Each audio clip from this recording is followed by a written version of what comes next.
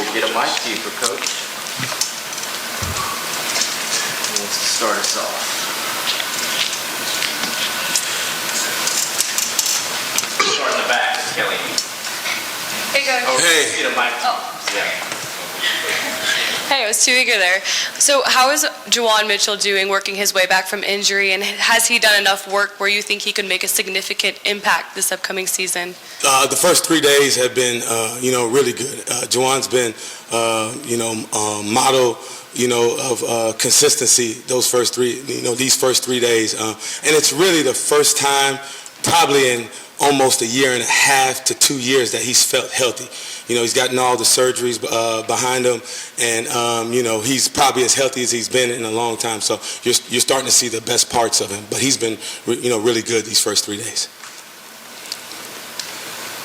Patrick. Brian, just what would having him healthy and locked in, what would that mean for your group and for this defense? Like every team in the country, everybody's trying to build depth. If he's able to come in and be able to contribute at a high level, we'll feel like that just add to our numbers. With the way we play and score, we have to have several linebackers ready to play. So the depth, especially with wear and tear that you get in this conference, the more quality linebackers you have, the better you have a chance to be better on defense. With that said, how much more competition do you have compared to where you were at any point last year? And what do you feel like that competition level is right now? I think it's high. I do. Obviously, Jeremy with the snaps that he played and the level he played at at times last year, we have to still push him. But he's one of the guys we know that we can count on. But we're getting to the point. Aaron Beasley's had a great camp too these first 3 days. When the pads came on today, he showed up a couple times too, which is great. You can see him growing. And then obviously we spoke about Juwan. Solon Page has had a really good camp. He's shown he can give us quality minutes, and we're really excited about some of our young depth. And Pat Garland has been really good these last 3 days. Elijah Herring, William Mohan, Nick Humphreys, and then obviously the young guy, Caleb Perry's doing some really good things also. The pass defense overall struggled at times last year. Yes. What part do you think the linebackers have in fixing that, and what issues did you see in terms of coverage last year with your linebackers? We're tied to coverage. There's 95% of the coverages we have, the linebackers are involved in it. So we would never point the finger at the secondary or the D-line as far as pass rush. We have to do a better job, and I think our number one thing in pass coverage is getting to spots, being able to peripher the quarterback and find receivers in our zone and be able to make plays. I think when you watch the film, we were in position to make a couple plays on the ball, and we didn't. And I tie that into the pass rush. We're a very aggressive defense, and we blitz, considerably. So as a linebacker, your pass coverage as a blitzer is to get that quarterback on the ground and get him off his spot to make him uncomfortable. All those things tie together. So we take as much responsibility as that in that as anything. But I feel like we've gotten better. And with our second year in the system, we haven't added that much. We've tweaked a couple things, so the guys are a lot more comfortable with what we're doing. Eric and Brent.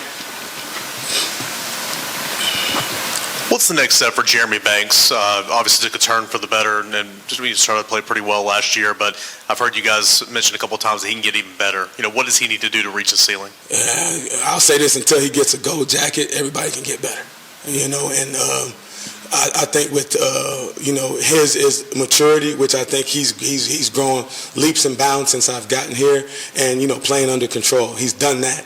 In these first 3 practices, which has been impressive. And, Jeremy's not going to always be the most vocal leader, but he does lead by example. He kind of does, kind of predict the temperature of the team.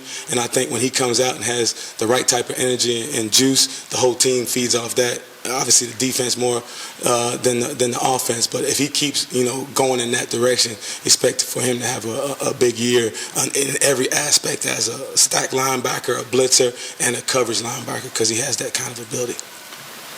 Coach, you mentioned earlier the number of snaps that Jeremy played. Obviously, Aaron played a lot last year. Are you comfortable with that number, or do you want to rotate? And you think you're going to have the ability to rotate at that position that you didn't have a year ago? We would always like to rotate because it comes down to freshness. In this league, we playing a quality team.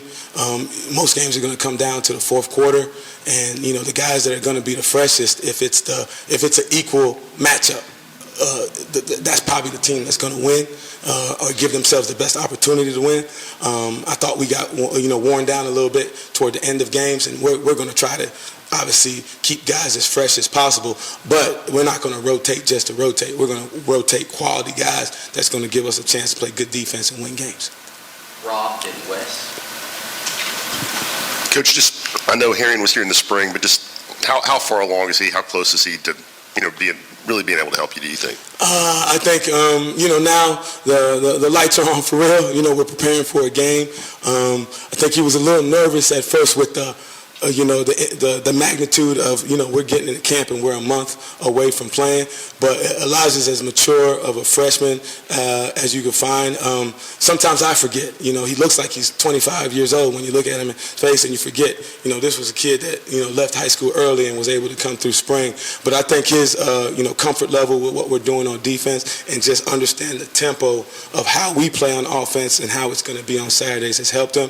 I look for him to be a contributor this year. Obviously, he's still being a freshman. He still has a lot to prove, but we've been very excited about him as a whole staff. Brian, I'm sure there's things as a coach that always kind of are in the back of your head, kind of concerns, and you're always thinking about what's next. But when you look in your room and you see, 4 or 5 seniors, guys who have played different amounts of football, but still that many old guys in the room, does that give you some comfort as a coach, knowing, all right, I got some young men here, maybe not kids? It does. I think that's a 2-part question. Obviously, when you're in the moment, it gives you comfort, but, come January, you might not feel as good. You know what I mean? You always want to have a certain balance with, young and old. Obviously, we're going to lean on some of the veteran guys that have kind of, been in the fire a little bit because they're going to make, really good decisions, in intense situations and games. But our goal is always with Coach Height, since we've got here, is the development piece. We have to make sure our young guys are going to develop and be ready to go, even if it might happen this year. Knock on wood, you never want to, count for injuries, but we all know they're a part of the game. And for us to play the way we want to play with the physicality that we need to play, we know that guys are going to be, nicked up. So they're going to have to be young guys ready to play this year also. You hope their number is not called if they're not ready, but we have to get them ready to play because you never know how the season's going to play out. Coach, you touched on Elijah. We talked to Caleb the other day, and he recalled back in the summer an early meeting where he kind of got hit in the face with all the installs that you guys put on him. Just how's he handled that? How's he handled everything? And maybe what do you kind of see his future being here? You mean Elijah, right? No, Caleb. Caleb, when we took him, he was a more athlete than linebacker, which is what we wanted. Caleb, athletically, he's probably in the top 10% of the team already. He's got, that type of athletic ability. We just got to get him fundamentally to the point where he can play stack linebacker and work within a college defense. But we've been thrilled with him. He flashes just in these 3 days. He does some jaw dropping stuff. We just got to get him to be consistent where he can go and work within the framework of our defense. But super, smart kid, asks the right questions, and I think his best football is ahead of him for sure. Eric and Vince. A guy like William Mohan, who missed some time last year, how has he come along? I know he missed spring as well. What's the expectation for him this fall? I kind of put him in the same category. I think he was hurt for most of the year last year, and I'm not going to speak for Coach Eck. We thought he was dynamite on special teams. Did some great things for us. So now he's healthy. Also, we're expecting some of those same results on defense. Obviously, a smaller kid but super explosive. Has all the, athletic traits that you want. It's just same thing. He didn't really get a chance to, sit and learn the defense, per se last year. He was more of a core special teams guy. He's really focusing on learning, what we do, but we're expecting big things from him also. Brian up front. Is camaraderie and growth as a coaching staff a thing from your experience? Because you guys have virtually everybody back on your coaching staff and everybody on defense. Can you talk about that aspect? That's a good question. That's a Bill Belichick question where he would say, on to the next opponent. Hopefully you give me one of But yes, I would say that almost like what we talked about with the senior group, especially guys that have been together for a long time. I don't think, there's any substitute for, time, quality time as a unit, no matter what you're doing. It's funny that you say that because when you look at the meetings, we went over our pre-practice schedule and we went over it like we were the first-time staff, which is what you should do, but we're all looking at each other and we can almost complete each other's sentences, and that's what you want. We kind of are comfortable with each other, and that does add to growth because you can expand on things, whether it be offensively, defensively, or just the team aspect of it. What's good, what's bad, we can trust each other and know we're going to make the right decisions, and I know that's going to obviously play out very well for us, once the season starts. Last one to Wes. Brian, no matter who we've talked to, whether it's Josh or any of the players or any of the other assistants, everybody always talks about sort of the positive energy in this building. How do you go about, making sure that does happen, that it stays positive, but everybody's still working, everybody's still pushing, but, the guys seem to like being around each other here, and that's not something you always see. I think it always starts with the head coach.